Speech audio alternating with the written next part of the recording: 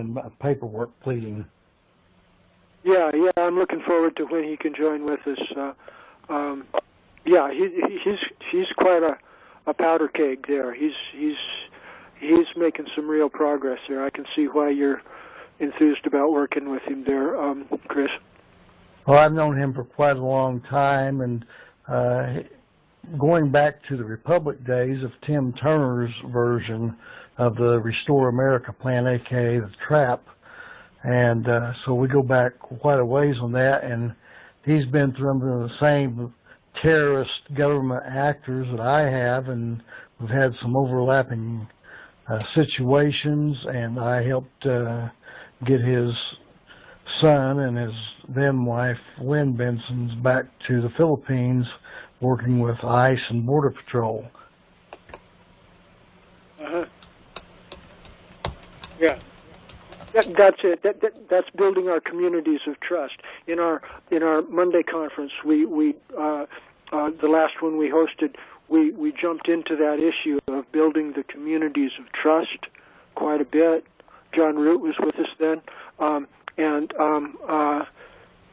when we do things for each other, help them move to new locations, like I think what you said there, Chris, things like that. You see, this is our social safety net. When our front lines activists get shot down, we need to get them back on their feet, empowered in a safety zone. One of the things I look forward to is establishing safe houses for people that are whistleblowers or frontline activists, where they can just go and they can hide out for 6 months or something. Whistleblowers. Go ahead. That's an astute observation and something very seriously needed. Ammon Bundy has got, I forget what his organization's called, it's something about We the People or the People Assembled or something along those lines, and it's kind of the same thing. I think Lawrence Peltier and Gordon Call and others were doing some things of that, and of course the federal government hates opposition. The agencies of government that have been weaponized against We the People have allied their forces and Sovietized them against We the People, and they like to infiltrate and try to tear these things down with vengeance because they're fearful of the people waking up and by observation. Yeah, they I'm put not up sure the word's fearful. Go ahead, Mark. Charles, excuse me, they put up a big enough smoke screen, So I was going to interject anyways, Charles, but Charles, please say what you're going to say. Well, I was just going to quibble with Chris about the word fear. Those people are jackbooted Nazis. They're running around kicking the snot out of anybody and everybody they please. I think that Chris's choice of words there, that they're afraid of the people getting the power. I don't think the word fear is there appropriate. I think maybe the word jealousy or resentful, or, they're not afraid of anything. They're a bunch of bullies. Who are you specifically referring to, Charles? Antifa or what?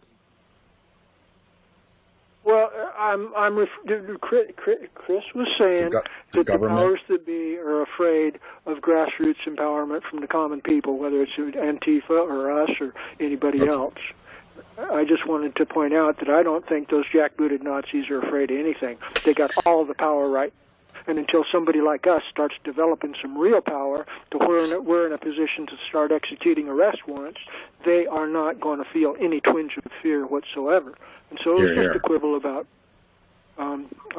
Chris's choice of words there. I didn't mean to. No, I certainly wasn't segmenting any particular group out. I was talking about the federal agencies, the so-called federal agencies, which are really private foreign corporate profits agencies created under the pretext of the so-called federal government that's pretty much seized control of the government of We the People.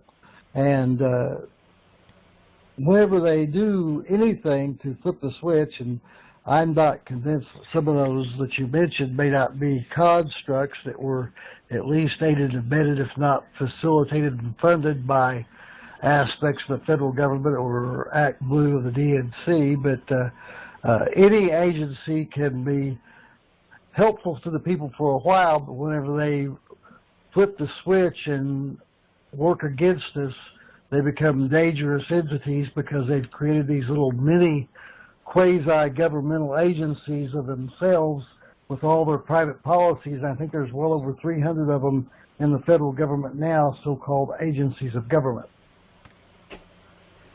Sounds right. Sounds right.